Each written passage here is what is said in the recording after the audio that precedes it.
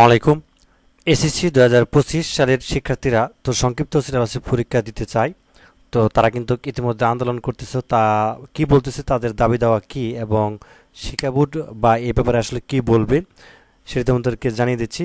তো খুবই গুরুত্বপূর্ণ ভিডিওটি। সেটা হচ্ছে যে তোমরা নিশ্চয়ই জানো যে তোমাদের যে দাবিটা সেটা হচ্ছে যে দেশের যে বর্তমান পরিস্থিতি বা হচ্ছে কিছুদিন ধরে চলেছে, সেটা হচ্ছে যে দেশের যে বন্যা পরিস্থিতি ছিল এবং কোঠা আন্দোলন, ঠিক আছে, সব মিলিয়ে দেখা যাচ্ছে একটা অনেক বড় ধরনের একটি ক্ষতি হয়ে গেছে তো তোমাদের পড়াশোনায়। এবং প্রায় হচ্ছে 2 থেকে আড়াই মাসের মতো কিন্তু তোমরা হচ্ছে ক্লাস করতে পারোনি বা হচ্ছে পড়াশোনা করতে পারোনি, এবং মানসিকভাবেও কিন্তু অনেকেই শিক্ষার্থীরা ক্ষতিগ্রস্ত বা হচ্ছে তারাও কিন্তু অনেক এর মধ্যে আছে।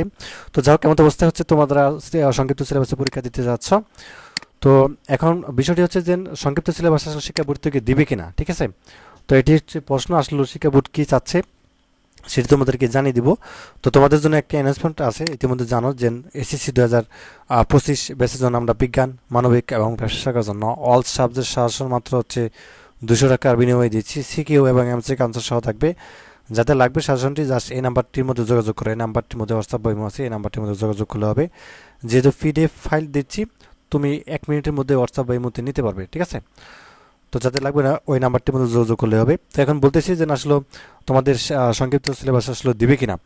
এখন দেখো, তোমাদের দাবি দেওয়া অনেকটাই যৌক্তিক। এখন তোমাদের সকল বোর্ডে যদি শিক্ষার্থীরা আন্দোলন করে, তাহলে দেখা যাচ্ছে যে বাধ্য হবে সংক্ষিপ্ত সিলেবাসটা দেওয়াতে।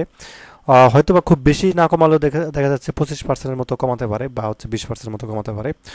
তো তবে অনেকেই শিক্ষার্থীরা বলতেছে যে ওঠোবাস দিবে কিনা, এটা আসলে সম্পূর্ণ একটা অযৌক্তিক, অর্থাৎ ওঠোবাস দিবে না, এটা কোনোভাবে সম্ভব না। তবে যদি তোমরা আন্দোলন করো খুব জোরে সোরে সকল বোর্ডে, তাহলে হয়তো বা সংক্ষিপ্ত সিলেবাস দিতে পারে।